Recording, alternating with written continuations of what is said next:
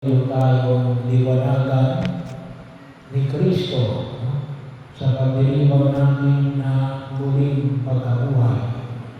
At bahagi ng ating pagpipilay sa araw na ito ay pagkilala kay Jesus sa pamagitan ng dalawang alagad.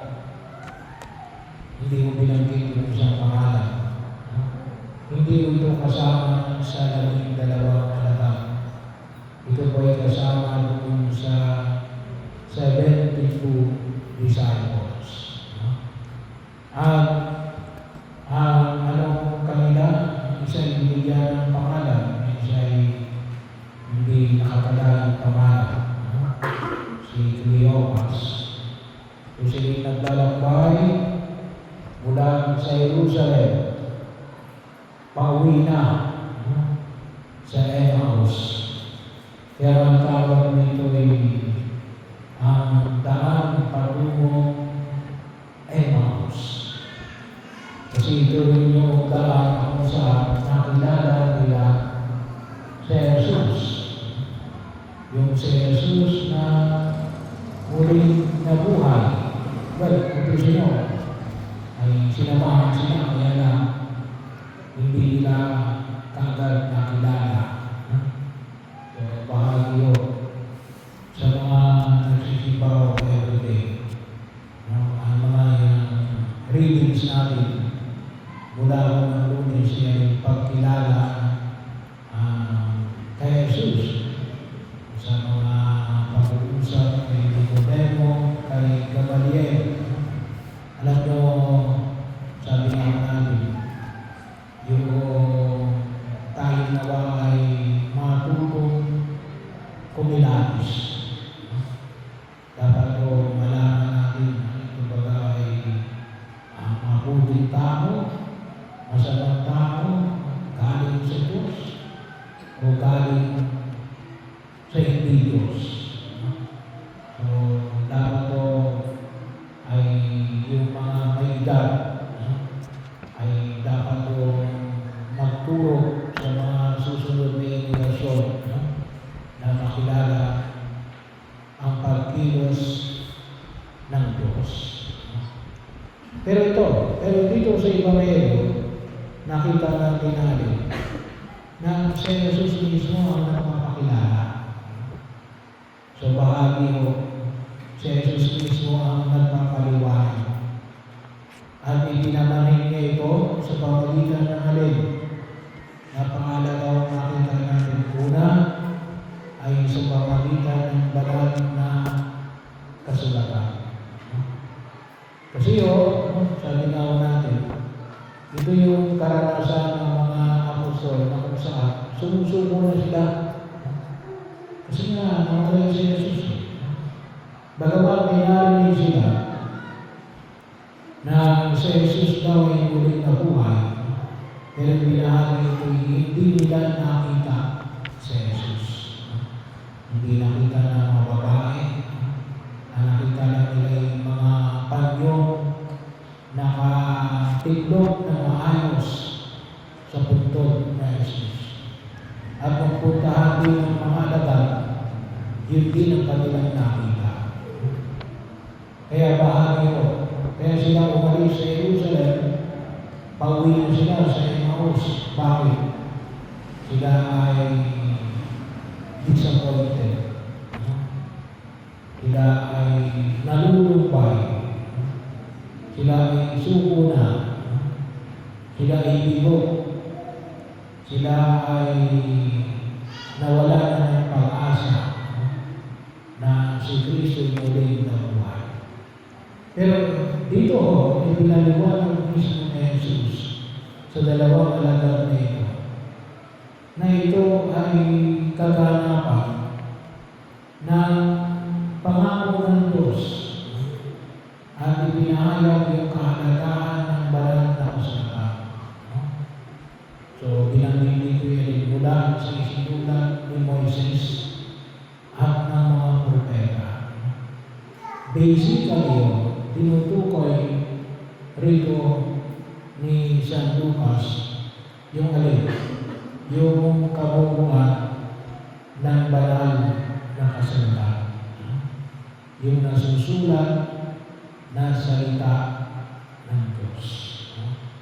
Kaya mahalaga ho na tayo ay magbasa at pagnilayan ang salita ng Diyos. Maging bahagi natin, lalo-lalo na ngayon, social media, ay basta meron tayong internet connection, pwede ninyong mabasa yung mga readings pag-araw-araw ng misa o di mga pagbasa. O kahit yung every Sunday. Kahit na bago o pagkatapos ng ating misa, pag-Sabado, pwede nyo rin basahin. Sa tubuhan doon sa awit at papuri.org. Awit at papuri.org. Nandun po yun. Kahit na yung panalangin ng bayan, sarili ng panalangin ng bayan. Mga nandun rin yung mga pagninilay. Pagninilay ng iba namin mga kapatid tungkol sa mga ibinahayag mula sa unang pagbasa, kalawang pagbasa, Salmo Responsorial. So bahagi yun na makita mo natin, na pagnilayan natin yung salita ng Diyos. At pag-aralan natin. So bahagi mo yun, isa rin yung pagkakataon natin, yung makinig din tayo sa umiliya. Kung minsan, pinapaliwanag din po natin. Katulad ng sabi natin, sila ay patungo sa Emmaus, pauwi na. Bakit? Nalulumpay. Nalulungkot. Bakit patay si Jesus? So, bahagi yun. Napakahalaga ko yung pakikinig o pagbabasa ng banal na kasulatan. Pag nilay-ilayan natin yan, sapagkat doon din yung pinamamalit sa akin para magawaan natin yung mga pagkilos ng Diyos sa buhay natin. Nasaan ba yung pagkilos ng Diyos? At yun ay alin. Kasi naging bahagi na ng kanyang pagkilos mula pa kailan ng panahon ni Moises. Ng panahon ng mga unang Israelita. Noong panahon na kung saan ay sila ay naroon sa Ehipto bilang mga alipin. Yung panahon na kanilang pagkakapay mula sa Ehipto hanggang sa lupang pangako. Nabahagi yun, marami yun tayo ng pagtunan na pwede natin magagawa na patuloy din tayong gawain sa ating pagkahat sa daigdig na ito. Kahit na siguro sabi natin ngayon, mga 3,000 taon na ang nakalipas. 2 hanggang 3,000 taon na nakalipas. Pero yun, makatutulong sa atin na makita yung pagkilos ng mga Diyos. Saan pa? Isang biyaya na huwag natin kalimutan. So, yun ang kalalitang binabanggit ko. Kapag walang hadlang, tumanggap kayo ng komunyon sa banal ng pagdiriwang ng misa. Bakit? Kasi yun mismo ang pinigilala natin sa Jesus. Sabi na, tanggapin mo sa Jesus bilang Panginoon at Tagapagligtas. Sa atin, hindi lang sa puso, hindi lang sa isip. Katawan at Espiritu, pinatanggal namin sa banal ng komunyon sa Jesus. As long as walang handa. Ano yung pwedeng maging handa? Yung handa ay alin? Kapag tayo may kasalanan malaki. So, ano yung mga kasalanan malaki? Hindi yung nasasakong utos ng Diyos,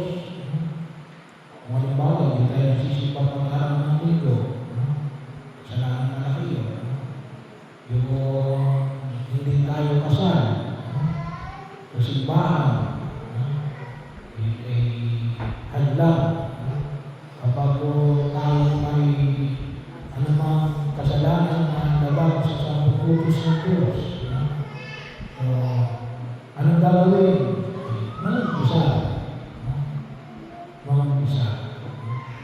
Para mawala ang hadlang. Ano ba yung isang hadlang? Yung tinatawag namin Eucharistic fasting. Yung hindi pagkain at pag-inom ng anumang uri ng pagkain at inumin maliban sa tubig.